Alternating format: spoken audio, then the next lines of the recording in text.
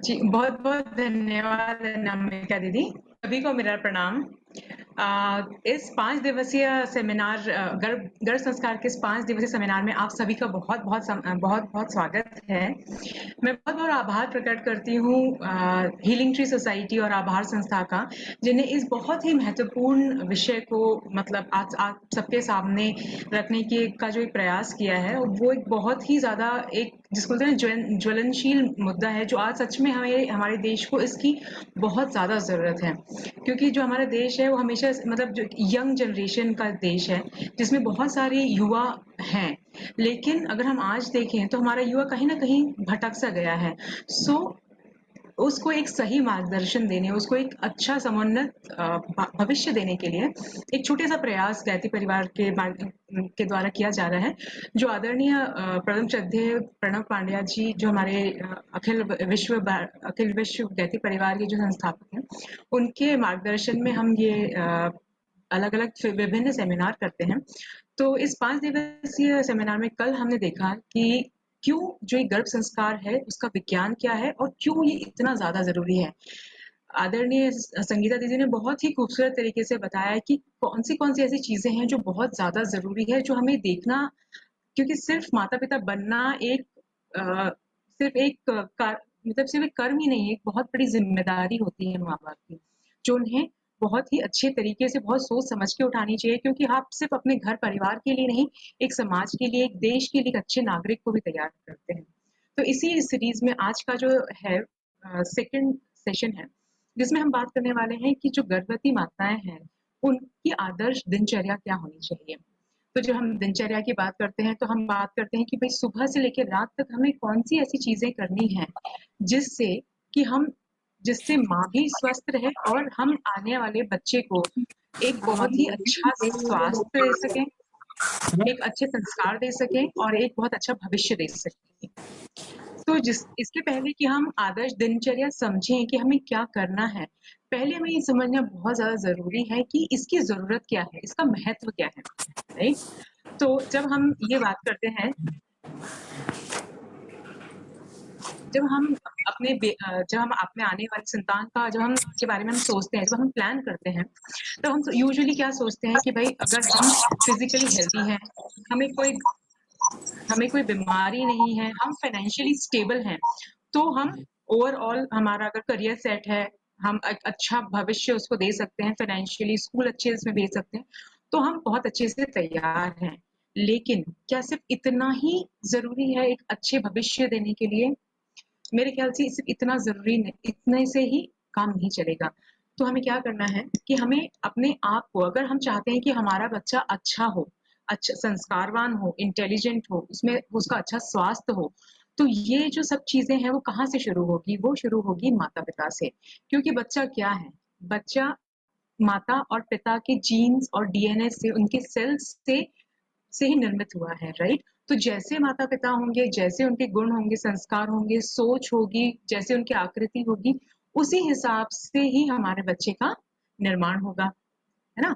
तो हमें क्या करना है कि अगर हम एक बहुत सिंपल एग्ज़ाम्पल से इसको समझें क्योंकि ये बहुत इम्पोर्टेंट है समझना, क्योंकि जब तक हम ये नहीं समझेंगे तब तक हम उस दिनचर्या को उतने रिलीजियसली, उतने मन से फ़ॉलो नहीं कर पाएँगे, जब तक हम ये नहीं समझें कि उस दिनचर्या का इम्पोर्टेंस क्यों इतना ज़्यादा है। तो जब हम आगे बढ़ते हैं तो अगर एक छोटी-सी एग्ज़ाम्पल से अगर हम इसको समझें, तो अगर ये आप जैसे फसल देख सकते हैं कि इतनी खूबसूरत फसल है, इतनी स्वस्थ फसल है, तो क्या ये ऐसे ही मिल जाती है? ये ऐसे ही नहीं मिलती है। ये किसान की बहुत महीनों की मेहनत रहती है, राइट? कि जब गर्मी से वो अपने खेत को तैयार करता है, उसके बाद जब बारिश आती है तो फिर वापस से एक बार उसके जितने भी खराबी है या उसके अंदर जो भी वीड्स जिसको हम बोलते हैं खरपतवार उसको सब निकालता है, ज़मीन तैयार करता है, अच्छे बीज डालता है। बीज डालने के बाद उसका पूरा मतलब उसका देखभाल करता है और फिर तब जाके महीनों की मेहनत के बाद जाके हमको इतनी अच्छी फसल मिलती है। तो अगर हम ये सोचें कि अगर 1 आध साल फसल खराब भी हो गई तो कोई बात नहीं, हम अगले साल उसको ठीक कर सकते हैं। लेकिन क्या हमारा शिशु जो हमारे जिसको बोलते हैं ना कि हमारे सबसे बड़ी हमारी पूंजी होती है, तो अगर क्या वो एक बार पैदा हो गया तो क्या हम उसको चेंज कर सकते हैं? पॉसिबल ही नहीं है, राइट? उसके बाद ये है कि बस अब तो ट्रेन निकल चुकी है, उसके बाद तो बस ये है कि अब थोड़ा बहुत उसके अंदर जो-जो भी हम चाहें थोड़ा बहुत कोशिश करके हम चीज़ कर सकते हैं, लेकिन जो मेजर जो चेंजेस हो मेजर जो हमारा जिसको आकृति ढालना जो हम जिसको बोलते हैं, वो जो है वो सारा का सारा जो मेजर डेवलपमेंट जो रहता है वो हमारे उन 9 महीने में होता है। तो जैसे हमने खेत का देखा, तो उसी तरीके से अगर हम अपना ह्यूमन रिप्रोडक्टिव सिस्टम देखें, तो हम जानते हैं कि हमारा जो बच्चा है वो हमारे जीन्स, हमारे डीएनए से बना हुआ है। तो हमारे अंदर अगर at the time of conception जब हम गर्भ धारण कर रहे हैं, उस समय माता में और पिता में अगर कोई प्रॉब्लम है ड्यू टू एनी रीजन, अगर उनका फिजिकल हेल्थ ठीक नहीं है, उनका मेंटल हेल्थ या साइकोलॉजिकल हेल्थ में कुछ इश्यूज हैं, उसके कारण कोई साइकोसोमेटिक डिजीजेज हैं, या हम स्ट्रेस के कारण बहुत ज़्यादा परेशान हैं, उसके कारण हमारे अंदर कुछ इम्बैलेंसेस हैं, थायराइड का प्रॉब्लम है, शुगर का प्रॉब्लम है, या कोई अलग एपिजेनिक डिजीजेस हैं हमें, या हम बहुत ज़्यादा एक्सपोजर है हमारे रेडिएशन को, इन सब टाइप की अगर कोई भी चीज़ें हैं और उसके कारण हमारे डीएनए में या हमारे जीन्स के अंदर कुछ भी प्रॉब्लम्स आ रही हैं, तो वो जो सारी की सारे इश्यूज हैं, वो सारी की सारी प्रॉब्लम्स हैं, वो हमारे बच्चे में पास ऑन होने के चांसेस काफ़ी ज़्यादा बढ़ जाते हैं, राइट? तो जैसे हम आजकल देखते हैं कि भाई बहुत छोटे-छोटे बच्चों में बहुत सारी प्रॉब्लम्स आती हैं। क्यों आती हैं? क्योंकि वो सारी जो चीज़ें हैं वो अननोइंगली, अनइंटेंशनली हमारे environment due to the environmental reason, due to the personal reason, due to our lifestyle जो हमारा आजकल का लाइफ़स्टाइल है, उसके कारण भी बहुत सारी लाइफ़स्टाइल डिज़ीज़ेज़ हैं। एज़ वी ऑल नो, हम सब डॉक्टर्स हैं, सो हम सब जानते हैं कितनी सारी डिज़ीज़ेज़ हैं जो आज रॉन्ग लाइफ़स्टाइल के कारण हैं। तो उसके कारण क्या हो रहा है कि उसके कारण जैसे हम कल संगीता दीदी ने समझाया कि बहुत सारे एपिजेनेटिक चेंजेस होते हैं due to the wrong lifestyle, right? आपके रेडिएशन के कारण, आपके खान-पीन के कारण, आपके जो उठने-बैठने का जो तरीका है, उस हर चीज़ के कारण बहुत सारा जो है वो जीन से म्यूटेशन आ जाता है, which is your epigenetic changes, जिसके कारण वो सारी जो इश्यूज़ हैं, वो आपके बच्चे में या तो बचपन में या फिर लेटर इन हिज़ और हर लाइफ, वो सारी की सारी चीज़ें उसके लाइफ में आगे आती हैं। राइट, तो इसलिए बहुत ज़्यादा ज़रूरी है कि टाइम ऑफ कंसेप्शन, जैसे अब हम दिनचर्या की अब हम बात करेंगे ड्यूरिंग दैट 9 मंथ्स, वो तो इम्पोर्टेंट है ही है, लेकिन over the period of suddenly आप हम कोई स्विच तो है नहीं कि सडनली ऑन किया और ऑफ कर दिया कि भाई आज हम प्रेग्नेंट हैं और हमने आज ऑन किया और will be perfectly fine everything, हम एकदम सडनली अपने आप को चेंज कर लेंगे। ये करना बहुत मुश्किल होता है। तो क्या होता है कि हमें पहले से ही उस चीज़ की शुरुआत करनी चाहिए। तो एक छोटी-सी एक जर्नी से हमारा जो बेबी है, उसकी एक छोटी-सी एक 9 मंथ्स की जर्नी से हम ये समझने की कोशिश करेंगे कि कैसे आपका बच्चा एक छोटे से सेल से एक फुल फॉर्म एक ह्यूमन बॉडी में कन्वर्ट जब बनता है, जब डेवलप हो रहा है, तो उसके अंदर क्या-क्या चीज़ें, क्या-क्या चेंजेस आ रहे हैं, और उस समय जो भी चीज़ें आप कर रहे हैं ड्यूरिंग दिस 9 मंथ्स, वो कैसे आपके बच्चे के ओवरऑल डेवलपमेंट में, उसके होलिस्टिक डेवलपमेंट में कितना ज़्यादा ज़रूरी है और वो कैसे उसका इम्पोर्टेंट रोल प्ले हो रहा है। तो मैं चाहूँगी कि हर सबको बहुत ध्यान से इस स्लाइड को देखें, क्योंकि रिसर्च भी यही कहता है कि अर्ली इन्फेंसी और जब आप माँ के गर्भ में हैं, ये जो 2 ड्यूरेशन है, 9 months of your pregnancy and first 5 years, these are the most crucial time. ये सबसे ज़्यादा इम्पोर्टेंट होता है बच्चे की लाइफ में, जब आप उस बच्चे को का आकार गढ़ रहे होते हैं, उसकी पर्सनैलिटी वो कैसा होगा बड़ा होके, उसकी कैसी सोच होगी, कैसे उसके विचार होंगे, कैसा उसका संस्कार होगा, उसकी पर्सनैलिटी ट्रेट्स कैसी होंगी, द कैरेक्टर कैसे होगा, everything is being defined in these at this duration, and mainly the 80% is being done during that 9 months. So ये जो 9 महीने हैं जिनकी आज हम बात करने वाले हैं, कि ये जो दिनचर्या है या जो इस 9 महीने में हमको जो जो भी चीजें हम कर रही है, मतलब माता जो परिवार का वातावरण है, जो पिता जो भी एफर्ट लगा रहे हैं, एवरीथिंग इज रियली वर्थ। तो हम आगे एक छोटी सी जर्नी के थ्रू समझेंगे। तो अगर आप ये चार्ट देख सकते हो, तो इसमें जो ये 1 2 3 4 ये जो है, ये सारे वीक्स हैं, राइट? तो 38 to 40 is the full term of your pregnancy. So अगर हम ये चार्ट देखें, तो इसके अंदर जो डार्क ब्लू कलर की लाइंस हैं, this is showing the major developments of different organs, right? So this is the first one is your CNS. CNS is your central nervous system, which is your brain and your nervous system. Second is your heart, your upper limb, your eyes, your lower limb. So अगर आप ये chart देखें ध्यान से, तो जो dark blue colour है, ये आपका मेजर डेवलपमेंट, मतलब उस ऑर्गन का मेजर डेवलपमेंट फेज दिखा रहा है। सो अगर आप ये देखें, सो थर्ड वीक से, राइट, थर्ड वीक से आपके मेजर सारे ऑर्गन्स बनने स्टार्ट हो गए हैं। और जैसे कि हम सब जानते हैं कि मदर कम्स टू नो और the family comes to know that mother ने कंसीव कर लिया है, ये तभी होता है जब हम अपना फर्स्ट जो पीरियड, जो मंथली जो डेट है, वो हम जब मिस करते हैं, that is around 4 to 5 weeks. उसके बीच में हमें पता चलता है कि the mother is pregnant.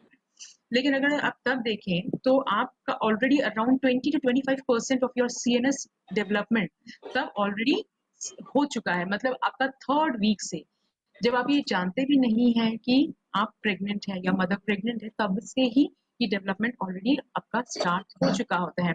Similarly heart का और भी अदर जो इम्पोर्टेंट ऑर्गन्स हैं, उनका भी जो डेवलपमेंट है वो थर्ड से फोर्थ वीक, मतलब पहले महीने में ही आपके सारे इंपॉर्टेंट ऑर्गन्स के फर्स्ट टू सेकेंड मंथ आपके सारे इंपॉर्टेंट डेवलपमेंट स्टार्ट हो चुके होते हैं, राइट।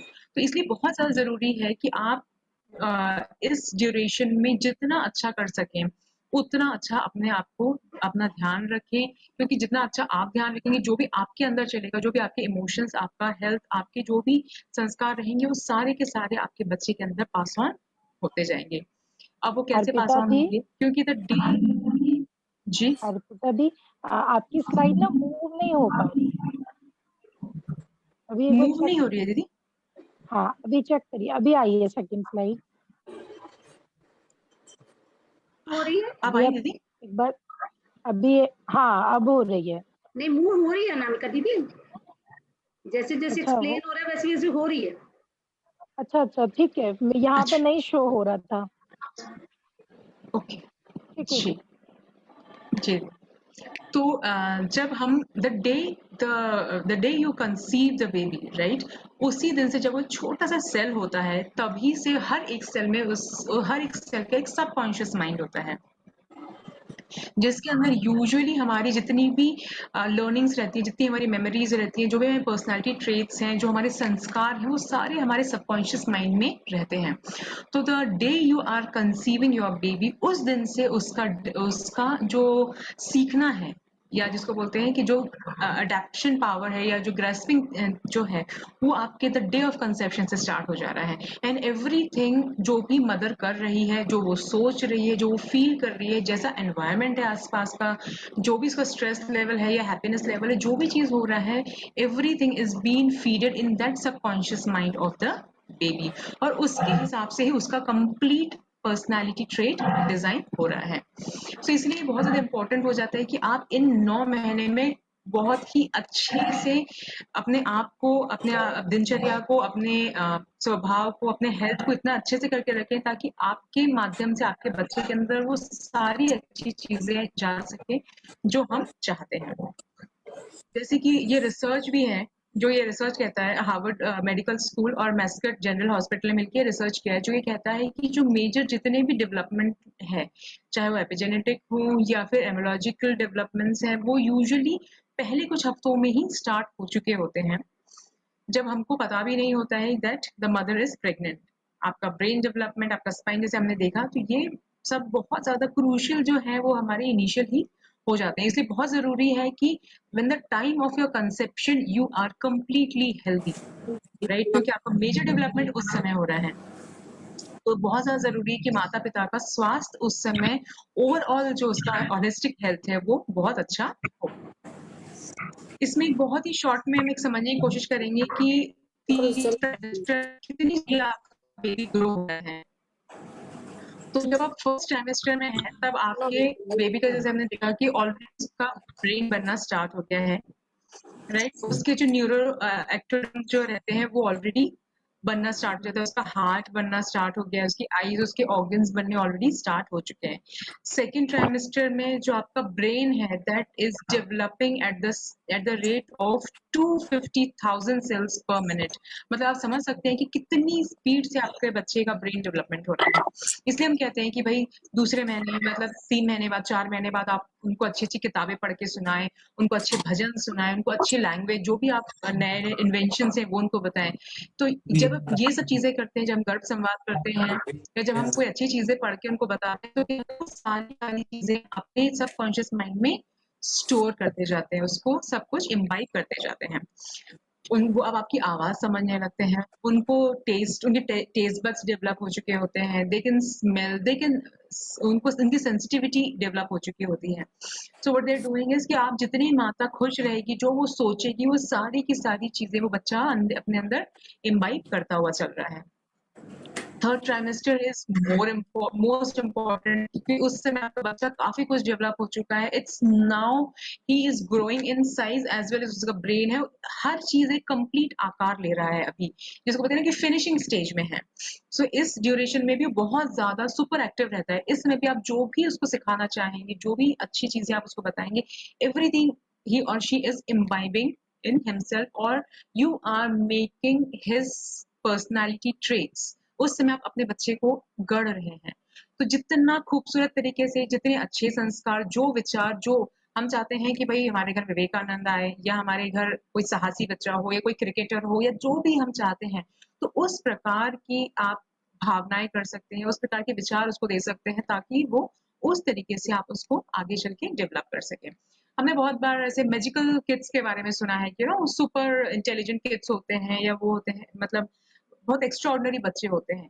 तो अपने आप एक्स्ट्राऑर्डिनरी नहीं हो जाते ना, उसके पीछे माता-पिता का बहुत एफर्ट्स रहते हैं, कि वो चाहते हैं, उनकी उतनी स्ट्रॉन्ग भावनाएँ होती हैं, उस हिसाब से वो अपने बच्चों को गढ़ते हैं। और स्पेशली जब आप प्रेग्नेंट हैं, तो उस समय तभी पूरे परिवार का भी बहुत ज़्यादा महत्व होता है कि आपको उतना अच्छा एनवायरनमेंट बना के दें। हस्बैंड का भी इक्वल इम्पोर्टेंस होता है, लेकिन सबसे ज़्यादा इम्पोर्टेंस अगर किसी का होता है तो माता का होता है। क्यों? क्योंकि वो जो बच्चा है वो आपके अंदर है। आप जो सोच रहे हैं, आप जो देख रहे हैं, आप जो फ़ील कर रहे हैं, आपकी बॉडी में जैसे मतलब जो फिज़िकल हेल्थ है, इमोशनल, साइकोलॉजिकल, स्पिरिचुअल हेल्थ जितनी अच्छी आपकी रहेगी, उतनी ही अच्छी चीज़ें वो ग्रैस्प करता चलेगा। सो इसमें माता का रोल थोड़ा ज़्यादा बढ़ जाता है। तो एक बहुत ही क्विक उसमें हमने जो भी ये समझा, तो एक भूल ना जाएँ, क्योंकि अब आगे हम उसका, अब हमने ये समझ लिया कि क्यों इम्पोर्टेंट है, राइट? अब हम उसका आगे का पार्ट जो है कि हमें कैसे करना है वो दिनचर्या, उस पे जाएँगे। तो उसके पहले क्विक रिव्यू कि रिसर्च क्या कहता है कि भई 80% जो मेंटल और इमोशनल डेवलपमेंट था बच्चे का, वो मदर की वूम्ब में उस 9 मंथ्स में हो चुका है। मतलब आप समझ सकते हैं कि मेजॉरिटी ऑफ द डेवलपमेंट, मतलब 80% आपका जो बच्चा है, वो आप उस 9 महीने में ऑलरेडी गढ़ चुके हैं। और उसके बाद जो पहला 5 साल होता है, उसमें आप नेक्स्ट 15% यू कैन से, और जो रेस्ट ऑफ योर लाइफ जो रहता है, क्योंकि हम कब शुरुआत करते हैं, अच्छा हमारा बच्चा जब थोड़ा बड़ा हो जाएगा तब हम उसको सिखाएंगे, तब तक तो हमारी गाड़ी छूट चुकी होती है। तो हमें जो भी करना है, जो भी अच्छी चीजें उसको सिखानी है, जो अच्छे विचार देने हैं, वो उन 9 महीनों में हमको देने हैं, राइट? और जैसे हमने बात किया कि जो मदर सोच रही है, जो फील कर रही है, जो भी इमोशंस हैं, क्योंकि बच्चे में उन इनबिल्ट कोई इमोशन नहीं होता है। व्हाटएवर इमोशंस जो हम बच्चे को सिखा रहे हैं, वो बच्चा सीखता चल रहा है। तो इसलिए बहुत ज़्यादा ज़रूरी है कि मदर कितने अच्छे से अपने आप को उन 9 महीने में कैरी कर रही है, राइट? तो अब हम आगे चलते हैं, जिसमें हम ये जानने की कोशिश करेंगे कि भाई कैसे करना है, हाउ? तो हमने बोला कि भाई सबसे ज़्यादा इम्पोर्टेंट है, ये सीरीज़ एक प्रोसेस होता है जो हमारे लिए भी इम्पोर्टेंट है, और equally that is important for your child. क्योंकि हम ये प्रोसेस होता है कि भाई जैसे हमारी सोच होगी, वैसे हमारे इमोशंस होंगे, हमारी भावनाएँ होंगी। जैसी हमारी भावनाएँ होंगी, वैसे हमारे कृत्य होंगे, हमारे कर्म होंगे, और जैसे हमारे कर्म होंगे, वैसे हमारे हैबिट हो जाएगी। Over the period of time वैसे ही हम बन जाते हैं, राइट? जैसे हमारे कर्म होते हैं, वैसे ही हम बन जाते हैं, वैसे ही हमारी पर्सनैलिटी बन जाती है।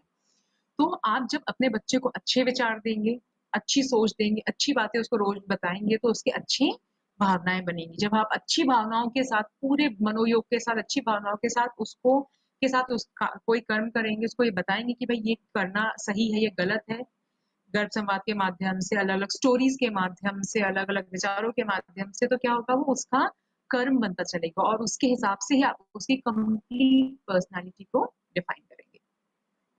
तो अब हम जानने की कोशिश करेंगे कि एक समग्र लाइफस्टाइल हमको क्या अपनानी है, एक गर्भिणी को, एक माता को, इन 9 महीनों में, जो सिर्फ अपने आपके स्वास्थ्य के लिए नहीं, आपके बच्चे के पूरे उस 9 महीने और उसके आगे के आने वाली ज़िंदगी को कैसे इम्पैक्ट करेगा, कैसे डिज़ाइन करेगा, ठीक है?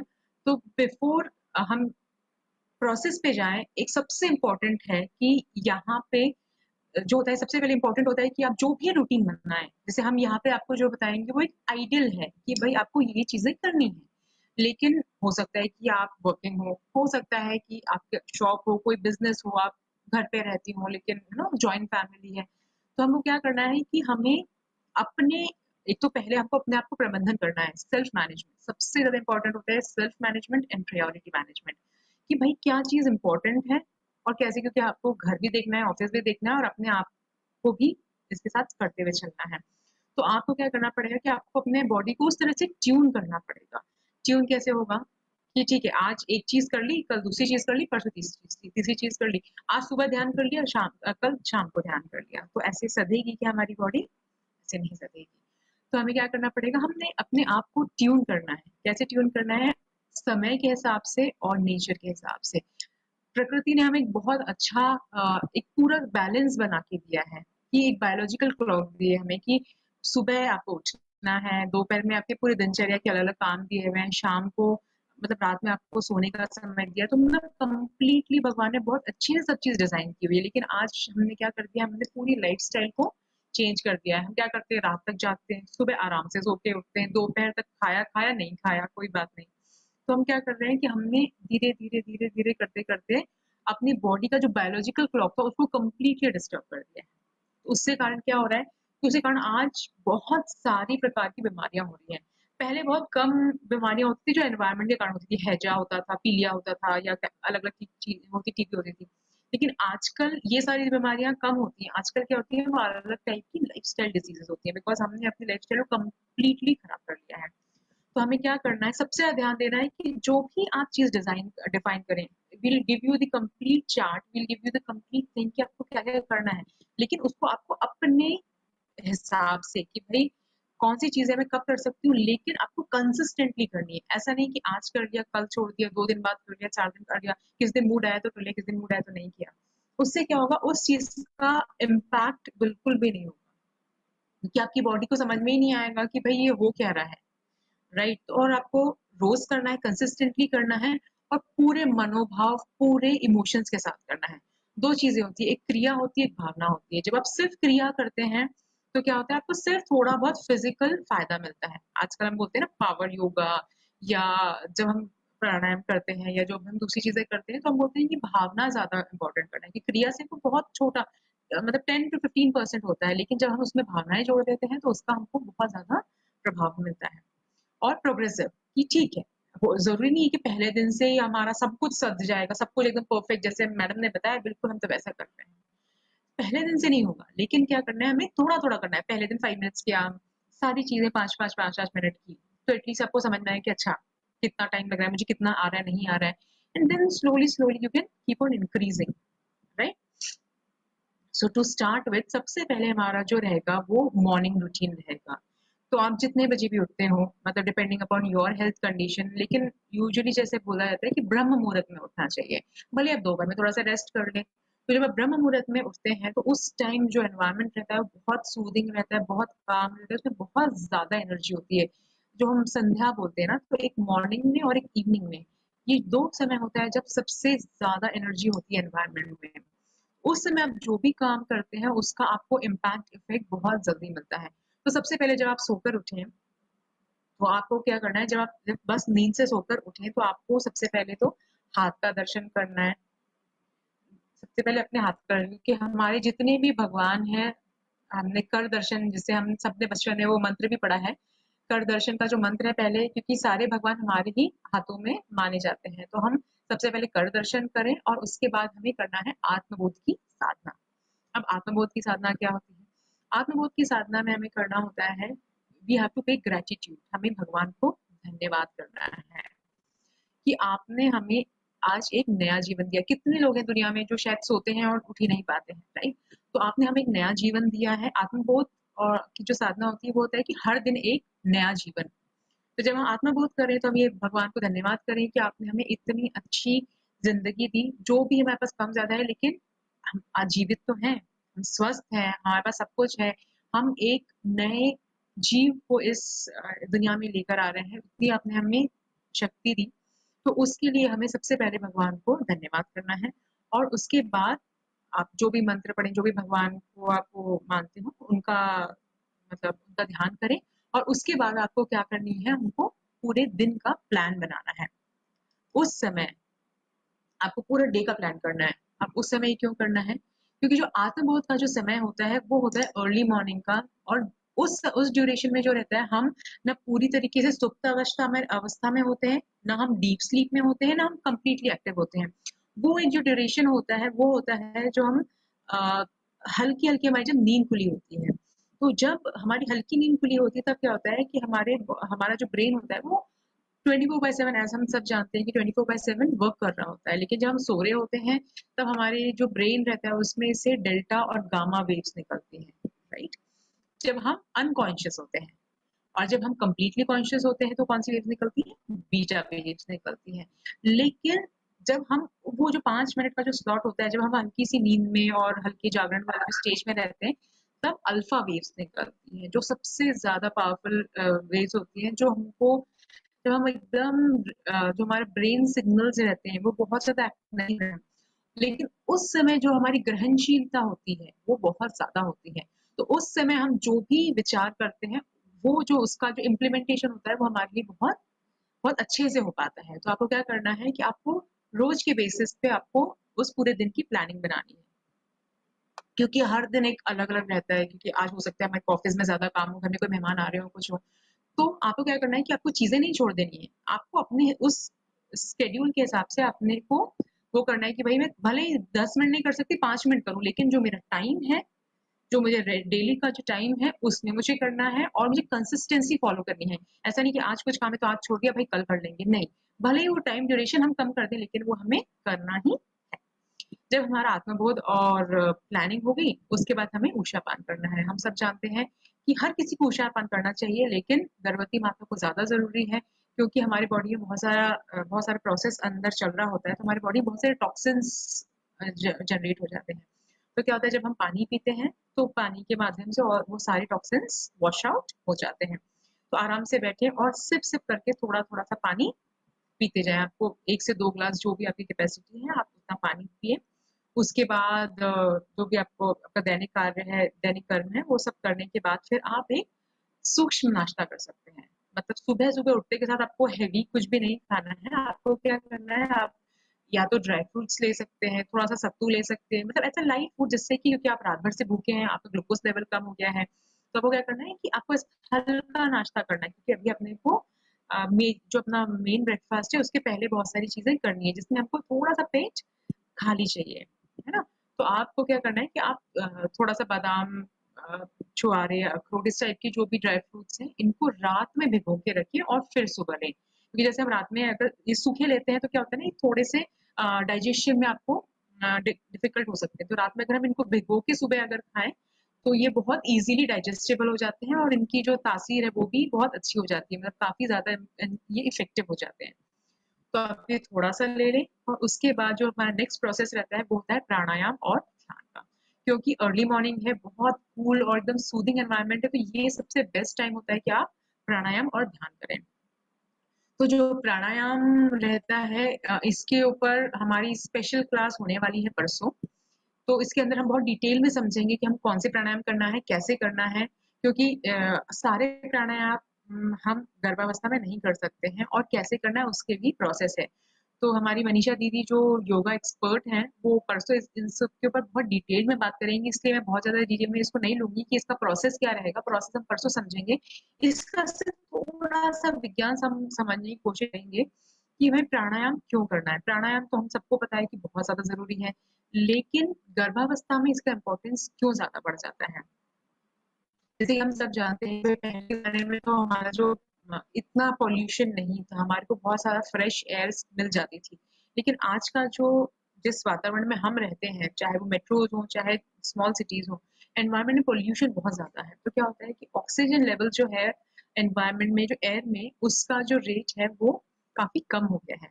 और जब हम नॉर्मली ब्रीथ करते हैं, नॉर्मल उसमें, तब हम क्या करते हैं, हमारी जो लंग कैपेसिटी है उसका सिर्फ अराउंड 50% ही अपना लेते हैं। और जब जो ऑक्सीजन हम अंदर ले रहे हैं उससे क्या हो रहा है, हमारी जो पूरी बॉडी की फंक्शनिंग है, हमारी जो टिश्यू रीबिल्डिंग है, वो सारी की सारी जो हमारा जो अंदर जो भी चीजें होता है बिल्डअप होता है टिश्यूज का जो है वो सारा उसमें बहुत ज़्यादा इम्पोर्टेंस रखता है। और जब गर्भ में हमारा शिशु जो है तो उसके लिए ऑक्सीजन और उसके जो न्यूट्रिएंट्स हैं वो सारे के सारे माँ के थ्रू जाते हैं। तो अगर माँ के ही अंदर लंग्स में अगर ऑक्सीजन की कमी है तो आप समझ सकते हैं कि बच्चे को कितना कम ऑक्सीजन मिलेगा, राइट? तो उससे क्या हो रहा है कि उस जो बेबी को जितना प्रॉपर ऑक्सीजन मिलना चाहिए उतना प्रॉपर ऑक्सीजन नहीं मिल पा रहा है, तो उससे उसका ग्रोथ थोड़ा हैम्पर हो सकता है। सो इट्स वेरी इंपॉर्टेंट कि आप सुबह उठकर प्राणायाम जरूर करें और पूरे भाव के साथ करें कि आप मतलब उस ऑक्सीजन को ले रहे हैं जो आपके अंदर जा रहा है और आपके साथ साथ आपके बच्चे के तक पहुंच रहा है। सो जितना आप, क्योंकि प्राणायाम में भी दो चीजें होती है जैसे हमने भी बात की थी कि एक क्रिया होती है और एक भावना होती है।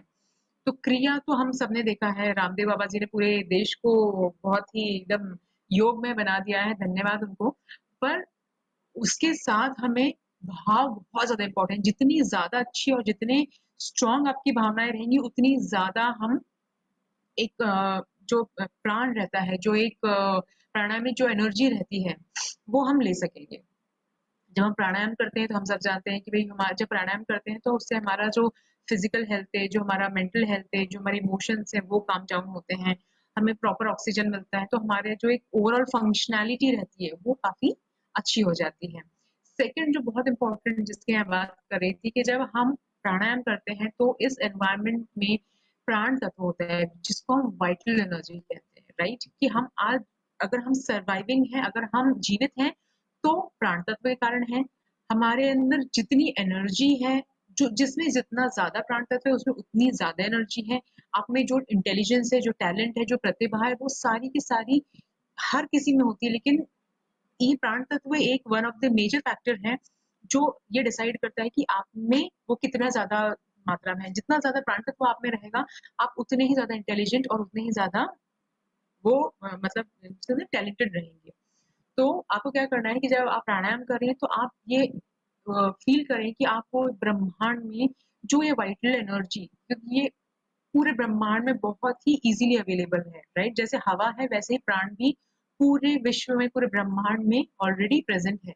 इस जस्ट कि हम हमको जितना जब हम श्वास लेते हैं, जब हम श्वास की प्रक्रिया करते हैं तो हम सिर्फ उतना ही प्राण अपने अंदर लेते हैं जितना हमारे डेली लाइफ के लिए हमारे लिए इम्पोर्टेंट है। लेकिन अगर हम अपने अंदर वो जिसको बोलते हैं ना वाइटलिटी इंक्रीज करना चाहते हैं तो हमें एफर्ट लगाने पड़ेंगे प्राणायाम के समय। हमें ये भाव करने पड़ेंगे कि वाइटल एनर्जी हमारे अंदर आ रही है, हमारे शिशु के अंदर आ रही है और हम दोनों के अंदर ओजस, तेजस, इंटेलिजेंस, वाइटल एनर्जी वो सारी चीजों का इनको इंक्रीज कर रही है। तो इसके साथ ही हमें करना है और इसका जो डिटेल्ड इसका वो है वो हम परसों समझेंगे। इसके बाद आता है मेडिटेशन। हम सब कल संगीता दी ने बहुत ही खूबसूरत तरीके से समझाया था कि जब हम मेडिटेशन करते हैं तो क्या क्या चेंजेस हमारे अंदर आते हैं, कैसे हमारे ब्रेन के अंदर मतलब क्या क्या इम्पैक्ट करता है, कैसे हम जब मेडिटेट करते हैं तो हम काम डाउन हो जाते हैं, कैसे हमारी एनर्जी इंक्रीज हो जाती है, हम स्पिरिचुअली एलिवेट होते हैं, राइट? तो हमें रोज कम से कम 15 से 20 मिनट का मेडिटेशन जरूर करना है। इसके भी अलग अलग वो हैं, कुछ गाइडेड मेडिटेशन आते हैं। आप सूर्य पे ध्यान कर सकते हैं कि सूर्य की जो ओजस है, तेजस है, जो उसका एनर्जी है वो हमारे अंदर आ रहा है और हमारे अम्बिलिकल कॉर्ड से हमारे बच्चे के अंदर जाके उसको उतना ऊर्जावान बना रहा है, उसके अंदर वो अच्छे दिव्य संस्कार आ रहे हैं, वो अच्छे दिव्य विचार आ रहे हैं। उसी तरह आप मून पे कर सकते हैं, चंद्रमा पे ध्यान कर सकते हैं, हिमालय का ध्यान कर सकते हैं और फिर सुबह 3 शरीर का ध्यान गुरुदेव द्वारा दिया गया है, 3 शरीर का ध्यान है, तो उसकी भी ऑडियो अवेलेबल है, वो उस पे भी आप कर सकते हैं। ऐसे अलग-अलग गाइडेड मेडिटेशन हैं जिसके माध्यम से आप मेडिटेशन कर सकते हैं। और जैसे हमने कल भी समझा था कि कैसे हम मेडिटेट करते हैं तो हमारे फ्रंटल कॉर्टेक्स में कैसे ग्रे मैटर बढ़ता है और वो हमें हमारे स्ट्रेस को, हमारे टेंशन को, हमारे जो भी एग्रीवेटेड जो हार्मोन डिसबैलेंस होता है तो कैसे वो इम्प्रूव करने में या उसको एक काम डाउन करने में हमारी काफी हेल्प करता है। सो बहुत ज्यादा जरूरी है क्योंकि क्या होता है कि जब आप प्रेग्नेंट होते हैं तो आपकी बॉडी के अंदर बहुत सारे चेंजेस होते हैं, राइट? तो क्या होता है कि कभी कुछ हो रहा है, कभी कुछ हो रहा है, तो आप यूजुअली बहुत स्ट्रेस्ड कंडीशन में रहते हैं। कभी बैक पेन हो रहा है, कभी वॉमिटिंग हो रही है, कभी नौशिया है, कभी बहुत सारे और स्पेशली अर्ली मॉर्निंग आप बहुत सारी चीज़ों के थ्रू जा रहे होते हैं। तो उस समय बहुत ज़रूरी होता है कि आप ऐसा कुछ करें कि you can calm down, because जितना स्ट्रेस में और जितना परेशान, जितने तनाव में आप रहेंगे, तो उस टाइप के हार्मोन्स आपके अंदर से रिलीज़ होंगे जो आपके बच्चे को बहुत नुकसान पहुँचा सकते हैं। सो इसलिए बहुत ज़रूरी है कि हम ऐसी चीज़ें करते रहें, जिससे कि आप मेजॉरिटी ऑफ द टाइम या तो काम स्टेट में हैं या फिर हैप्पी स्टेट में हैं, चेयरफुल स्टेट में हैं। कि जितने आप चेयरफुल रहेंगे, उतने अच्छे हार्मोन्स आपकी बॉडी से रिलीज़ होंगे, जो कि आपके बच्चे में जाके उसकी ग्रोथ के लिए और उसके डेवलपमेंट के लिए बहुत मतलब इम्पोर्टेंट रहेंगे। ये हमने कल समझा था। और हमने ये भी देखा कि जब हम मेडिटेशन करते हैं तो उसके अंदर से अल्फा वेव्स निकलती है जो हमारी ग्रहणशीलता को बढ़ाती है और हमें एक काम स्टेट देती है। उसके बाद आता है जब आपने थोड़ा ध्यान कर लिया, थोड़ा प्राणायाम कर लिया, उसके बाद 5-10 मिनट का ब्रेक लेके उसके बाद आप योगा और थोड़ी बहुत एक्सरसाइज, सूक्ष्म व्यायाम हो गए, थोड़ा सा वॉकिंग कर लिया, थोड़े से एक्सरसाइजेस कर लिए। लेकिन ये एक्सरसाइज आपको खुद नहीं करनी है, आपको किसी एक्सपर्ट गाइडेंस के अंदर ही करनी है, क्योंकि मतलब आप रिस्क नहीं, क्योंकि बहुत सारे हर बॉडी टू बॉडी चीज़ें चेंज होती हैं, राइट? आप हर प्रेगनेंसी अलग होती है, यूनिक होती है। सो आपको ये देखना ज़रूरी है कि अ, कैसे आप अ, मतलब उसको वो कर रहे हैं, मतलब आपकी बॉडी के हिसाब से क्या चीज़ें सही हैं, तो आप किसी एक्सपर्ट के अंडर ही उसको करें। और इसके ऊपर भी एक स्पेशल सेशन है जो हम कल लेने वाले हैं, जो परसों लेने वाले हैं, सॉरी। तो इसके अंदर भी आप ऑनलाइन भी सीख सकते हैं और मतलब अंडर एक्सपर्ट गाइडेंस वो आप अपने हिसाब से उसको डिज़ाइन करवा सकते हैं। उसके बाद जब आपका एक्सरसाइज हो गया, उसके बाद फिर आप एक अच्छा सा हेवी सा हेल्दी न्यूट्रिशियस नाश्ता ले लें। नाश्ते में कौन से न्यूट्रिएंट्स आपके कवर अप होने चाहिए, इसके ऊपर एक बहुत ही अच्छा और डिटेल्ड सेशन हम कल करने वाले हैं, जिसके अंदर हम आपके कौन सा खाना कब लेना है, कैसा लेना है, कौन से आपके न्यूट्रिएंट्स जो हैं वो होने चाहिए, उसके ऊपर कल हम एक स्पेशल सेशन लेने वाले हैं। तो प्लीज़ उसको अटेंड कीजिए, उसके अंदर आपको बहुत अच्छे से सारी इन्फॉर्मेशन मिल जाएगी। आपका नाश्ता हो गया, उसके बाद आपने मतलब आपका स्नान हो गया, उसके बाद हम करेंगे पूजा और जप। तो जो भी भगवान को आप मानते हो, आप उनकी पूजा से मतलब कर सकते हैं और उसके बाद फिर जप का क्रम कर सकते हैं। लेकिन जब हम पूजा करें तो पूजा के पहले हम एक षटकर्म ज़रूर कर लें। जो हमारे ऋषि पिता थे, उन्होंने षटकर्म के ऊपर बहुत ज़्यादा ध्यान दिया है कि भई षटकर्म को बहुत ज़्यादा इम्पोर्टेंस दी गई है कि आपको षटकर्म तो करना ही चाहिए। क्योंकि जब हम पूजा पे बैठते हैं, जब हम कोई भी अच्छे आध्यात्मिक कार्य के लिए बैठते हैं, तो क्या होता है कि हमारा मन और भावना वहाँ लगनी बहुत ज़्यादा ज़रूरी होती है, कि सिर्फ़ पानी घुमा दिया, आरती लगा दी, दिया घुमा दिया, सिर्फ़ इतने से ही पूजा पूरी नहीं होती है। ये तो सिर्फ़ क्या हो गई, क्रिया हो गई। लेकिन जब हम भगवान के पास बैठे, तो कम से कम जब भी जितनी देर भी बैठे, 15 मिनट बैठे, लेकिन उतना भाव बनना बहुत ज़रूरी होता है। तो क्या होता है कि भई हम जब पूजा करने बैठेंगे तो कभी ध्यान आएगा कि भई सब्जी गैस पे रखी हुई है या ना दूध चढ़ा के रखा है या बाई आ गई है, हेलो। वैसा नहीं करना है। हेलो? हाँ, तो म्यूट म्यूट ही है और वीडियो भी है, वहीं से म्यूटेड है। Anyway I just check it out. Okay. बहुत ज़्यादा ज़रूरी है कि हम षटकर्म से शुरुआत करें। तो षटकर्म जब हम करते हैं तो हम सबसे पहले शुरुआत करते हैं पवित्रीकरण से। तो पवित्रीकरण मतलब क्यों पवित्रीकरण करना है? क्योंकि हमें अपने आप को पहले, हमारे भाव को, हमारे विचारों को और अपने आप को, क्योंकि हमने नहा लिया है तो हम फिज़िकली तो पवित्र हो चुके हैं, लेकिन वो पवित्रता सिर्फ़ शारीरिक नहीं होना चाहिए, हमारे मन से, हमारी भावना से हम कितने अलग-अलग चीज़ें सोच रहे होते हैं, राइट? तो हम वो सारी चीज़ें डंप थोड़ा ना कर देंगे भगवान के ऊपर। तो हमें क्या करना है कि अपने आप को पहले अंदर से पूरी तरह से पवित्र करनी है, हमारी मन, हमारी भावनाएँ, हमारे विचार, सबसे पहले हमें इन्हें पवित्र करना है।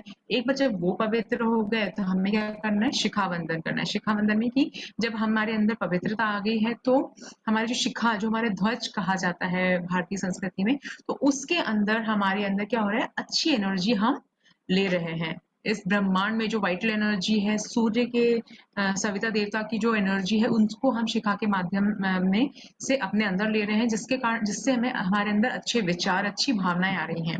उसके बाद हम तीसरा क्रम जो आता है वो होता है प्राणायाम का। प्राणायाम जब हम करते हैं तो क्या हो जाता है कि हम एक स्टेबल स्टेट में आ जाते हैं, काम स्टेट में आ जाते हैं, राइट। पूरे जो दिमाग से जो भी सारी चीजें हैं हम दूर कर देते हैं कि भाई 10 मिनट 15 मिनट हम जब भगवान के पास हैं तब हम पूरी तरह भगवान के पास हैं। क्योंकि अगर हमारा दिमाग डिस्ट्रैक्टेड रहेगा, हम मल्टीपल चीजें करेंगे तो हमारा बच्चा भी हमेशा कंफ्यूज रहेगा कि अरे यार ये भी करना है, वो भी करना है, वो भी नहीं समझ पाएगा। तो क्या करना है, हमें अपने आप को स्टेबल करना है। हमें भी तो सिखाना है ना अपने बच्चों को कि कैसे आपको पूरे मन से, पूरे ध्यान से जो भी चीज कर रहे हैं, चाहे फिर वो पूजा हो या कोई दूसरा कार्य हो, फोकस और जो कंसंट्रेशन है वो उससे करना है। तो प्राणायाम करने का जब आप काम हो गए हैं, उसके बाद आप क्या कर रहे हैं, न्यास कर रहे हैं। न्यास होता है कि हमारे जितने भी सेंसरी ऑर्गन्स हैं, जो हमारे आईज है, नोज है, ईयर्स है, जिससे भी हम जो हमारे मेजर सेंसरी ऑर्गन्स हैं, इनको हम पवित्र करते हैं कि भाई हम, क्योंकि मेजर चीजें हम इनसे ही करते हैं। हम अच्छा बोलें, अच्छा देखें, अच्छा सुने, हाथ से जब भी कोई कार्य करें तो हम दूसरों के भलाई के लिए करें, हमेशा अच्छे मार्ग पर चलें। तो हमको क्या करना होता है कि हम अच्छा अपने अंदर अच्छाई को इम्बाइब कर रहे हैं। उसके बाद हम करते हैं पृथ्वी पूजन। पृथ्वी पूजन हम क्यों करते हैं कि हम क्या कर रहे हैं, वो अच्छे संस्कार पृथ्वी माता से हम मांग रहे हैं या हम ग्रहण कर रहे हैं। पृथ्वी माता क्या है, हम कितना भी उनका शोषण करें, कितना भी उनका यूज कर रहे हैं, इतने सालों से करते आ रहे हैं, लेकिन क्या उनने कभी देना बंद किया? नहीं। तो जो सहनशीलता, उदारता और जो देने वाला जो भाव है, वो हम पृथ्वी माता से लेते हैं। उसके बाद ये होता है संकल्प। क्या होता है कि हम कोई भी नई चीज, जैसे आज हम ये सेशन देख रहे हैं, बहुत एक्साइटेड हैं कि बस कल से तो मैं सब कुछ कर लूंगी, क्योंकि मुझे तो ना बहुत अच्छा करना है अपने बच्चे के लिए। लेकिन क्या होता है कि हम 1-2 दिन, 4 दिन, 5 दिन जब तक थोड़ा एक्साइटमेंट है तब तक करते हैं, उसके बाद फिर हम क्या करते हैं, वो चीजों को छोड़ देते हैं, राइट। तो हम क्या करते हैं कि हम संकल्प लेते हैं कि हम जो भी चीज करेंगे, या हम जो भी अपने बच्चे के लिए कर रहे हैं, या जो भी अपने आप के लिए कर रहे हैं, हम उसको पूर्णता तक पहुंचाएंगे। क्योंकि जब हम संकल्प लेते हैं तो कहते हैं कि संकल्प का कोई विकल्प नहीं होता, राइट। कि जब हम सिर्फ चीजें ऐसी करते हैं तो हम सॉल्यूशन ढूंढते हैं कि ये ना एक शॉर्टकट वे ढूंढते हैं, लेकिन जब हम कोई चीज संकल्प लेते हैं तब क्या करते हैं, हम पूरे मनोयोग से उसके लिए कोशिश करते हैं। तो आपको संकल्प करना है कि जो भी चीज हमारे बच्चे के लिए अच्छी है, उसके स्वास्थ्य के लिए, उसके भविष्य के लिए, उसके पर्सनैलिटी के लिए अच्छी है, वो सारी की सारी चीजें हम जरूर करेंगे। चंदन धारण करते हैं हम कि हमेशा हमारे मस्तिष्क शांत रहे और उसमें हमेशा अच्छे विचार आते रहें। फिर कलश पूजन। तो जैसे हम सब जानते हैं कि कलश में 33 कोटि देवी देवताओं का वास माना गया है, कि सारे 33 कोटि देवी देवता उस कलश के में रहते हैं। और जब हम पूजन करते हैं तब हम कलश इसलिए रखते हैं कि हम उसमें सभी भगवानों का आह्वान करते हैं कि आप यहाँ पर, जैसे आप ब्रह्मांड में व्याप्त है, वैसे ही इस कलश रूपी ब्रह्मांड में आप आए। तो वैसे ही जैसे इसको बोलते हैं ना कि अणु में मतलब जो हमारा जो शरीर है उसके अंदर भी वही ब्रह्मांडीय चेतना व्याप्त है, क्योंकि हम परमात्मा के ही अंश हैं। तो हम क्या करते हैं, जब हम ये प्रोसेस कर रहे हैं, तो जब हम कलश पूजन कर रहे हैं तो हम क्या माने कि हमारा जो शरीर है वो भी कलश है, और उसके भी अंदर जो 33 कोटि देवी देवता हैं, उनके जो दिव्य भाव है, उनकी दिव्य प्रेरणाएं हैं, वो हमारे अंदर, उनके जो दिव्य अच्छे जो विचार हैं, उनके अंदर जो अच्छी चीजें हैं, वो हमारे अंदर जागृत हो रही हैं। और हमारे माध्यम से हमारे शिशु के अंदर भी वो अच्छी विचार, वो अच्छे गुण जागृत हो रहे हैं, जो दैवीय गुण हैं, जो भगवान के गुण हैं, वो हमारे बच्चे के अंदर भी जागृत हो रहे हैं। और उसके बाद हम फाइनली देव आह्वान करते हैं, मतलब हम सभी भगवानों का आह्वान करते हैं कि आप यहाँ पर आए और हमारे इस जप क्रम को, इस पूजन को, इस जो भी हम अच्छा कार्य कर रहे हैं अपने बच्चे के लिए, उसके आने वाले भविष्य के लिए, उसके अच्छे स्वास्थ्य के लिए, उसको आप सफल बनाएं। उसके बाद जो रहता है, उसके बाद हम जप का क्रम करते हैं। तो आप जो चाहे मंत्र उसके साथ जप कर सकते हैं। हम यहाँ से गायत्री महामंत्र को रिकमेंड करते हैं, क्योंकि ये सिर्फ किसी पर्टिकुलर रिलीजन का या कोई पर्टिकुलर ऐसे समुदाय का मंत्र नहीं है। ये क्या है, ये एक वैश्विक मंत्र है, जिसके अंदर जो भी वर्ड्स हैं, वो सारे के सारे, जैसे जो भी मंत्र बनते हैं तो उनको क्या करते हैं, किसी ना किसी ऋषि ने या किसी ग्रंथ में वो लिखा हुआ मंत्र है। लेकिन गायत्री मंत्र जो है, ये ब्रह्मांड में पहले से ही नाद के रूप में ऑलरेडी पहले से ही एग्जिस्टेंट था। तो मतलब ये जो पृथ्वी है, जो भी ब्रह्मांड बना, तब ये इन इन स्वरों के साथ ही इस ब्रह्मांड का उसका पूरा की रचना हुई है। तो इसीलिए इस मंत्र को बहुत सबसे श्रेष्ठ महामंत्र माना गया है। और इसके जितने भी अक्षर हैं, जैसे आप यहाँ देख सकते हैं कि हर एक अक्षर के साथ एक पर्टिकुलर भाव जुड़ा हुआ है। तो आपको क्या करना है, जब आप मंत्र पढ़ते हैं तो उसके साथ आपको ये भाव करने हैं कि ये जितने भी अच्छे ये जो दैवीय गुण हैं, ये हमारे और हमारे शिशु के अंदर डेवलप हो रहे हैं, राइट? क्योंकि कौन नहीं चाहता कि ये जितने भी आत्मविश्वास का गुण है, सहायता का गुण है, वो अच्छा उत्तरदायित्व हो, आत्मसम्मान, ये जितने भी दैवीय गुण है ये हमारे बच्चे के अंदर आ रहे हैं। और जब हम ये करते हैं तो जो गायत्री महामंत्र है उसके दो होते हैं, दो इम्पोर्टेंस है। पहला है उसका जब वो करते हैं तो उसका एक इंटरनल इफेक्ट होता है, एक एक्सटर्नल इफेक्ट होता है। इंटरनल इफेक्ट क्या होता है कि जब हम गायत्री मंत्र करते हैं, जब उसका जप करते हैं बार बार, जब जप होता है तो क्या होता है कि आप उसी मंत्र को बार बार रिपीट करते हैं, रिसाइटेशन करते हैं, राइट? तो जब आप बार बार करते हैं तो उससे क्या होता है कि आपके अंदर एक रेजोनेंस क्रिएट होता है, एक एनर्जी क्रिएट होती है जब, और वो एनर्जी होती है वो आपकी अलग अलग जो हार्मोन्स होते हैं, अलग अलग जो ग्लैंड्स होते हैं उनको एक्टिवेट करती है, आपके जो षट चक्र होते हैं उनको एक्टिवेट करती है। तो इसीलिए बहुत ज्यादा इंपॉर्टेंट है कि आप वो करें, ताकि जो क्या है कि आपके अंदर जितनी ज्यादा एनर्जी रहेगी उतनी ज्यादा एनर्जी आप अपने बच्चे को भी दे सकते हैं। और जब आप ये फ्रीक्वेंटली जब आप ये मंत्र पढ़ते हैं तो उससे क्या होता है कि ये जो मंत्र है उसका जो के वर्ड की जो फ्रीक्वेंसी है वो ब्रह्मांड में जाके उस टाइप के ही एनर्जी को वो करती है, अट्रैक्ट करती है। और जो साधक है, जो भी आप माता है, जो भी उसको मंत्र को पढ़ रहा है, उसको स्पिरिचुअली एलिवेट करती है।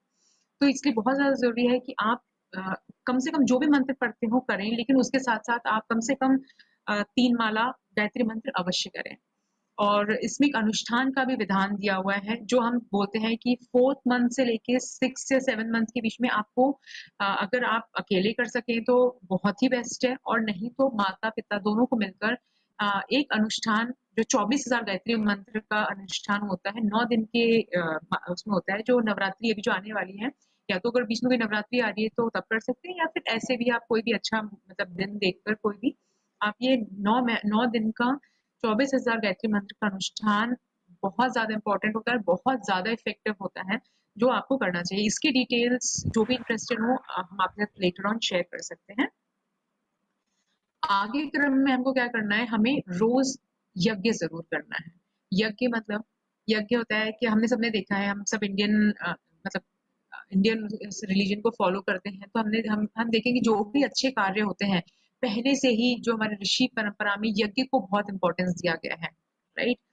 तो आप किसी भी 4 प्रकार के यज्ञ होते हैं। एक अग्निहोत्र होता है, अग्निहोत्र मतलब जब हम लकड़ी वगैरह डाल के उसके अंदर हवन सामग्री डाल के जो बड़ा यज्ञ करते हैं, वो अग्निहोत्र होता है। दूसरा है दीप यज्ञ, कि भाई आपके पास उतनी व्यवस्था नहीं है, उतना समय भी नहीं है, तो आप क्या करें, दीपक जलाएं और उस भाव से कि आप इदम नमः मतलब देने के भाव से, आप यज्ञ के भाव से मंत्र को पढ़कर भी हवन कर सकते हैं रोज के उसमें। तीसरा होता है नैनो यज्ञ। नैनो यज्ञ में छोटे से आते मतलब इंस्ट्रूमेंट आता है, वो आता है छोटा सा यज्ञ के ही जैसा एक छोटा सा आता है, उसके अंदर एक छोटी सी बत्ती लगा के, और आप जो कंडे होते हैं, छोटे से कंडे के ऊपर आप हवन सामग्री डाल के 5 मिनट, हार्डली 5 से 10 मिनट लगता है, और एक इंसान आराम से 10 मिनट के अंदर पूरा हवन कर सकता है। तो नैनो यज्ञ भी आप रोज कर सकते हैं। उससे क्या होगा कि आपका जो पूरा घर का वातावरण है वो बहुत ही ज्यादा पवित्र और शुद्ध हो जाएगा, क्योंकि जो आहुतियां उसके अंदर डलती हैं वो सारी हर्ब्स रहती हैं। वो जो हर्ब्स डलती हैं तो उससे क्या होता है कि आपका पूरे घर के अंदर जितने भी जर्म्स हैं, बैक्टीरियाज हैं, वायरस है, वो सारे के सारे मर जाते हैं, और आप एकदम पूरा घर एकदम फ्रेश हो जाता है। और दूसरा ये कहता है कि जब हम हवन करते हैं, जब हम यज्ञ करते हैं, तब हम उसके अंदर मंत्रों का उच्चारण करते हैं।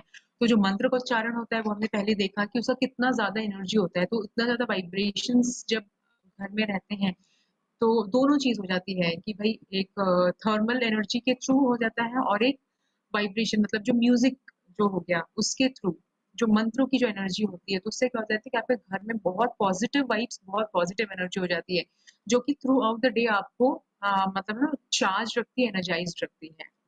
और जो चौथा सबसे इम्पोर्टेंट होता है वो होता है बलि वैश्व। बलि वैश्व मतलब जो पहले के बलि वैश्व मतलब देना, मतलब भगवान को चढ़ाने के बाद ये जो होता है खाना हम ग्रहण करें। क्योंकि प्रसाद जैसे हम सभी जानते हैं कि हम मंदिर जाते हैं, हम कोई भी मीठी चीज़ लेकर जाते हैं, वहाँ चढ़ाते हैं, वो प्रसाद बन जाता है। क्यों? क्योंकि हम भावना करते हैं कि हमने भगवान को चढ़ाया है, तो भगवान ने जो भी आशीर्वाद दिया और उस आशीर्वाद के साथ हम जब उस मिठाई को या जो भी चीज़ हमें चढ़ाई को ग्रहण करते हैं, तो वो प्रसाद बन जाता है। तो उसी प्रकार अब रोज़ तो मंदिर जा नहीं सकते, प्रसाद चढ़ा नहीं सकते या मिठाई चढ़ा नहीं सकते, हमको क्या करना है कि उसी भाव के साथ जो भी आप खाना बनाएँ दोनों समय, वो भगवान को अर्पित करके ही प्रसाद के रूप में ग्रहण करें और ये भाव करें कि ये प्रसाद को ग्रहण करके हम और हमारे शिशु दोनों स्वस्थ हो रहे हैं। फिज़िकली, मेंटली हमारे अंदर अच्छे इमोशंस आ रहे हैं, अच्छे भाव आ रहे हैं, हमारे अंदर अच्छे विचार आ रहे हैं। तो इस भाव के साथ हमें रोज़ बलि वैश्व यज्ञ करना ही है। तो हमने जैसे देखा कि जब हम यज्ञ करते हैं तो हमारा खुद का स्वास्थ्य बहुत अच्छा रहता है, परिवार में एक बहुत अच्छा वातावरण बनता है, ओवरऑल जो पर्यावरण है, उसके परिशोधन के लिए बहुत ज़्यादा इम्पोर्टेंट रहता है। जब हम बड़े स्केल पे करते हैं प्रोग्राम करते हैं, तो क्या होता है उससे एक बहुत ज़्यादा सामाजिक स्वास्थ्य, एक भाईचारे की भावना भी डेवलप होती है। और जो उसके अंदर जो जड़ी-बूटियाँ होती हैं, जो हम डालते हैं, जो फ्यूम्स निकलती है, उससे बहुत सारी प्रकार की रिसर्च भी है इसके ऊपर। रिसर्च भी प्रूव कर चुका है कि बहुत सारी जो हमारी मेंटल और इमोशनल प्रॉब्लम्स हैं, जो डिज़ीज़ेज़ हैं, वो बहुत ज़्यादा इससे ठीक हो रही हैं। तो वो एक बार आपका हवन हो गया, उसके बाद फिर आप अपने डेली रूटीन में लग जाएँ। जब आप अपने घर के काम कर रही हैं, तो आपको क्या करना है कि आपको बैकग्राउंड में कोई भी अच्छा म्यूज़िक चला देना है। तो क्या होता है कि जब हम कुछ काम कर रहे होते हैं, तो हमारा दिमाग खाली रहता है, तो फिर कुछ नेगेटिव इमोशंस आएँ, कुछ परेशानी हो कि हम खुद भी बहुत सारे हमारे अंदर चीज़ें चल रही हैं, तो हमको क्या करना है कि हमें अच्छा सूदिंग म्यूज़िक, कोई भजन लगा दें, कोई बहुत सारे अलग म्यूज़िक्स आते हैं, जो हमारे बेबी के डेवलपमेंट ब्रेन डेवलपमेंट के लिए बहुत इंपॉर्टेंट होते हैं, तो उस टाइप का कोई म्यूजिक लगा दें, तो उससे क्या होगा कि आप बैकग्राउंड म्यूजिक चलता रहेगा, तो आप उसमें बहुत अच्छे से काम कर पाएंगे। फिर जो सेकंड स्टेज आता है वो आता है हमारे आफ्टरनून रूटीन का, राइट, मध्यकालीन। तो उसमें सबसे पहले होता है गर्भ संवाद। कि गर्भ संवाद में क्या करना है, आपको अपने बच्चे के साथ बॉन्डिंग क्रिएट करनी है, राइट, आपको उससे बात करनी है। आप अलग अलग माध्यम से उसके साथ बात कर सकते हैं, आप उसे गाना सुना सकते हैं, आप उसे कोई कहानी सुना सकते हैं, आप उससे जनरल बात कर सकते हैं, आप उन्हें अलग अलग चीजों के बारे में बता सकते हैं, राइट, उसे कोई म्यूजिक सुना सकते हैं। तो इसके माध्यम से आप क्या करते हैं, आप अपने बच्चे के साथ एक वो संवाद, एक वो इमोशन, वो एक इमोशनल बॉन्डिंग अपने बच्चे के साथ वो चीज़ कनेक्ट करते हैं। ये बहुत ज़्यादा ज़रूरी होता है, उससे वो बच्चे का जो एक ओवरऑल डेवलपमेंट है वो बहुत अच्छा होता है। तो गर्भ संवाद पे एक बहुत ही स्पेशल सेशन है जो हमारी रूपाली गांधी जी लेती हैं कि आप हर चीज़ अपने बच्चे के साथ शेयर कर सकते हैं, उसको हर त्योहार के बारे में बता सकते हैं। तो ऐसे अलग-अलग टाइप के गर्भ संवाद होते हैं, जो इस वेबिनार, इस जो सीरीज़ के लास्ट डे हमारा एक स्पेशल सेशन होगा गर्भ संवाद के ऊपर, जिसके अंदर आपको बहुत डिटेल में बताया जाएगा कि आपको कैसे संवाद करना है, उसमें क्या-क्या चीज़ें इंक्लूड की जाएगी। उसके बाद आप दोपहर का लंच कर लें, लंच के अंदर भी आप एक हेल्दी वो लें, तो उसके अंदर स्प्राउट्स ले सकते हैं, उसके अंदर सैलड ले सकते हैं, उसके अंदर पूरा ऐसी चीज़ें हों जो आपके और आपके बच्चे के लिए बहुत अच्छी हों, राइट? कोई न्यूट्रिशियस फूड जो जिसके ऊपर हम कल और बात करेंगे डिटेल में। हमको बस इतना याद रखना है कि भाई बैलेंस डाइट हो, सात्विक हो और संस्कारित हो। ये 3 एस का हमें हमेशा ध्यान रखना है कि बैलेंस डाइट हो। ऐसा नहीं कि हमने बहुत सारे प्रोटीन ही प्रोटीन खा लिया या मतलब सिर्फ एक ही एक टाइप का हम खाना खा रहे हैं, नहीं। हर चीज़ मिलनी ज़रूरी है बच्चे के डेवलपमेंट के लिए। सात्विक हो कि बहुत ज़्यादा गरिष्ठ मसाला नहीं खाना है क्योंकि आपका डाइजेस्टिव सिस्टम वैसे भी थोड़ा स्लो डाउन हो जाता है। आपको वो खाना है और संस्कारित हो, बलि वैश्य यज्ञ करने के बाद ही उसको संस्कारित करने के बाद, क्योंकि जैसे खाए अन्न वैसे बने हमारा मन। तो हमें क्या करना है, उसको संस्कारित करके खाना है, उससे भगवान को चढ़ा के उसको प्रसाद रूप में ही ग्रहण करना है। अब जब हम बोलते हैं कि भाई सात्विक हो, तो सात्विक क्यों हो? क्योंकि क्या होता है कि जब हम प्रेग्नेंट हैं, जब मदर प्रेग्नेंट है, तो हमारी बॉडी के अंदर एक फीमेल हार्मोन निकलता है जिसको हम प्रोजेस्टेरॉन बोलते हैं। तो उसी कारण क्या होता है कि हमारा डाइजेस्टिव सिस्टम ऐसे भी बहुत स्लो हो जाता है। उसी कारण क्या होता है कि हम जो भी खाते हैं तो हमको ब्लॉटिंग हो जाती है, कहीं इंडाइजेशन हो जाता है, कहीं कॉन्स्टिपेशन हो जाता है। तो हमें ऐसा खाना खाना है कि जो हमारे को ईज़िली डाइजेस्ट हो सके और जिसको बोलते हैं ना कि अगर अच्छे से डाइजेशन हो जाएगा तो उससे क्या होगा कि अच्छे से न्यूट्रिएंट्स वो अच्छे से डिसॉल्व हो जाएगा, तो उसके जो रस है, जो रस बनता है, तो वो अच्छे से बनेगा और वो हमारी पूरी बॉडी में हमको भी अच्छा हेल्थ प्रोवाइड करेगा और हमारे बच्चे को भी न्यूट्रिएंट प्रोवाइड करेगा।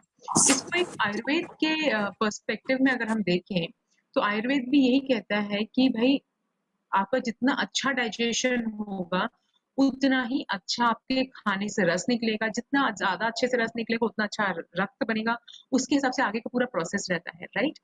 तो बहुत ज़्यादा ज़रूरी है क्योंकि जितना अच्छे से रस निकलेगा, उतने अच्छे से न्यूट्रिएंट्स हमें और हमारे बच्चे दोनों को मिलेंगे। जितना अच्छे से रक्त बनेगा, रक्त मतलब वो अगर उतने अच्छे से उसमें वो बने बने रक्त बनेगा, तो उतने ही अच्छे से हमारे अम्बिलिकल कॉर्ड के थ्रू बच्चे को सारी एनर्जी और पूरे न्यूट्रिएंट्स प्रॉपर मिलते रहेंगे। अगर हमारा जो खान-पीन है, अगर उसमें इम्बैलेंस या उसके अंदर जिसको कहते हैं ना गरिष्ठता आ गई या उसके अंदर कुछ डिस्टर्बेंस आ जाता है, तो हमारे अंदर क्या हो जाते हैं, अलग-अलग प्रकार के दोष हो जाते हैं। हम बोलते हैं ना वात बढ़ गया, ये पित्त बढ़ गया, ये कफ, तो ये क्या हो जाता है, ये हमारी बॉडी में दोष आने लग जाते हैं, अगर हमारा खाना संतुलित नहीं है और सात्विक नहीं है तो। और अगर ये नहीं है तो फिर क्या होगा कि हमारा जो मल निष्कासन है, जो हमारा डाइजेस्टिव सिस्टम है, वो पूरा इम्पैक्ट हो जाएगा और उसके कारण क्या होगा, हमारे अलग-अलग प्रकार के अलग-अलग प्रॉब्लम्स, डाइजेशन के, कॉन्स्टिपेशन के और अलग टाइप की इश्यूज़ हमको के इश्यूज़ हमको आने लग जाएँगे। वैसे जैसे इसके अंदर बहुत सिंपल उसमें दिया हुआ है कि अगर हमारा लाइफ़स्टाइल ठीक नहीं है या हमारा खान-पीन सही नहीं है, तो हमारे अंदर अलग-अलग टाइप की विकृतियाँ आएँगी। उसके कारण क्या होगा कि हमारा डाइजेशन प्रॉपर नहीं होगा और उसके कारण क्या होगा कि जो हमारी धातुएँ हैं, ये जो हमने देखा कि रस, रक्त, मांस, मेद, अस्थि, मज्जा, शुक्र, ये जो भी चीज़ें हैं, ये क्या होंगी? या तो ये बहुत कम क्वांटिटी में बनेंगी और अगर बनी भी, तो क्या होगा? इनके अंदर विकृतियाँ आएँगी। उसके कारण क्या होगा अलग-अलग टाइप के हमको बीमारियाँ होंगी, राइट?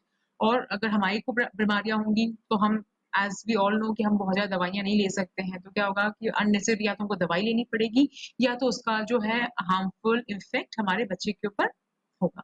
तो बहुत ज़्यादा ज़रूरी है कि हम अपने खान-पीन पे बहुत अच्छे से ध्यान रखें।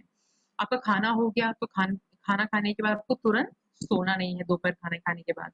आपको क्या करना है कि थोड़ा-सा वॉक कर लें घर में, थोड़ा-सा टहल लें और टहलने के बाद फिर आप क्या करें थोड़ी देर स्वाध्याय कर लें कि थोड़ा बहुत अच्छी किताबों का अध्ययन करें। आप अलग-अलग प्रकार के महापुरुषों की जीवनी पढ़ सकते हैं, कोई नए-नए इन्वेंशंस पढ़ सकते हैं, मेडिटेशन में पढ़ सकते हैं, सेल्फ डेवलपमेंट पे क्लासेस के ऊपर किताबें पढ़ सकते हैं। तो इस टाइप की किताबें आपको पढ़ना है और सिर्फ पढ़ना ही नहीं है, उनको चिंतन-मनन करना है। हम तो यहाँ तक कहते हैं कि आप अपने हस्बैंड के साथ, अपने साथी के साथ मतलब अपने हस्बैंड के साथ वो किताबें पढ़ें। अब हस्बैंड के साथ पढ़ने से क्या होगा, उसके 2-3 फ़ायदे हैं कि जब हम सिर्फ़ अगर माँ पढ़ रही है, तो क्या होगा कि भई आपको बहुत सारी चीज़ें हैं जो आपको लगता है कि ये चीज़ इम्पोर्टेंट है, ये चीज़ हमें करनी चाहिए। लेकिन आपके हस्बैंड को तो उसकी इम्पोर्टेंस पता ही नहीं है, तो वो कैसे करेंगे? तो ब ज़रूरी हो जाता है कि आप जो भी चीज़ पढ़ें, अब दोनों को साथ में पढ़ने का तो समय कई बारी नहीं मिलेगा, तो आप क्या करें कि जो भी आप पढ़ें, उसका छोटे से नोट्स बना के या उसको अंडरलाइन करके रख दें। और उसके बाद जब आपके हस्बैंड आ रहे हैं तब उनके साथ वो चीज़ें डिस्कस करें। तो जब आप दोनों में सामंजस्य रहेगा कि अच्छा ये चीज़ इम्पोर्टेंट है और ये चीज़ अच्छी है हमारी फैमिली के लिए, हमारे बच्चे के लिए और हमारे लिए खुद के लिए। तो क्या होगा कि दोनों उसको फ़ॉलो करेंगे। तो क्या होगा एक सामंजस्य की स्थिति रहेगी। एक वो जो स्ट्रेस वाला जो है वो एक एनवायरनमेंट जो रहेगा वो बहुत ही स्मूथ और फ्रेंडली हो जाएगा, राइट? फिर फिर दूसरा होता है कि उसमें तिगुना लाभ है। तिगुना लाभ कैसे? जब आपने पहली बार दोपहर में पढ़ा, तो आपने क्या किया कि आपने उसको पढ़ा और आपको लगा कि ये बहुत अच्छा है, राइट?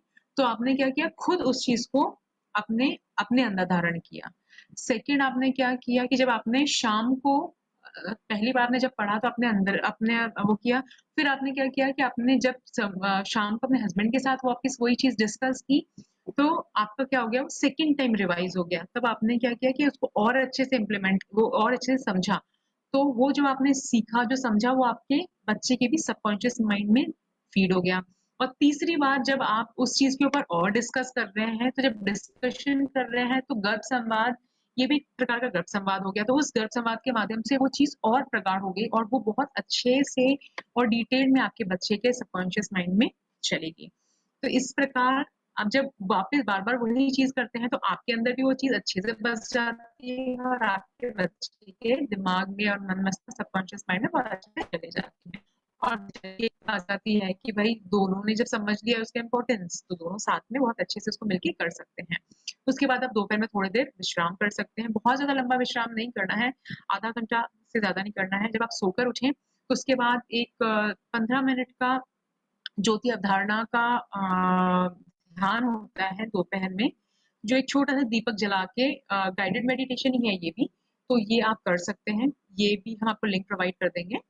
उसके बाद जो एक बहुत इंपॉर्टेंट आता है वो होती है इमेजिनरी एक्सरसाइज, कल्पना अभ्यास, राइट? तो इसमें आपको क्या करना है, इसमें हम अपने बच्चे का, जैसे हम गर्भ संवाद से अपने बच्चे के साथ जुड़ रहे हैं, वैसे ही हम अपने कल्पना के थ्रू अपने बच्चे की पर्सनालिटी को डिफाइन और उसको रिफाइन कर रहे हैं। हम क्या कर रहे हैं, अपने बच्चे को हम इमेजिन कर रहे हैं। हम आंख बंद करना चाहें आंख बंद कर लें, खुली आंखों से या किसी बच्चे के फोटो के साथ जैसे आपको कंफर्टेबल हो बैठ जाएं, खड़े हो जाएं, कोई अच्छी जगह पे जाके बैठ जाएं, जहाँ पे भी आपको कंफर्टेबल हो वहाँ बैठें और फिर अपने बच्चे के बारे में आप सोचें कि कैसे वो ग्रो हो रहा है, उसकी हँसी कैसी है, वो कितने अच्छे से उसके ऑर्गन्स डेवलप हो रहे हैं, उसके विचार कितने अच्छे बन रहे हैं, उसकी भावनाएँ कितनी अच्छी बन रही है, वो बड़ा होके कैसे बनेगा। तो आप क्या कर रहे हैं, जैसे-जैसे आप सोचेंगे वैसे-वैसे आप अपने बच्चे की आकृति और उसका जो एक पूरी पर्सनैलिटी है उसको आप क्या कर रहे हैं, डिज़ाइन कर रहे हैं। तो आप और आपको बहुत, आप जब ये करेंगे तो आपको बहुत अच्छा फ़ील होगा, बिकॉज़ आप क्या कर रहे हैं कि आप अपने बच्चे के साथ बहुत अच्छे से कनेक्ट कर पा रहे हैं। तो ये ज़रूर करें इमेजरी एक्सरसाइज़।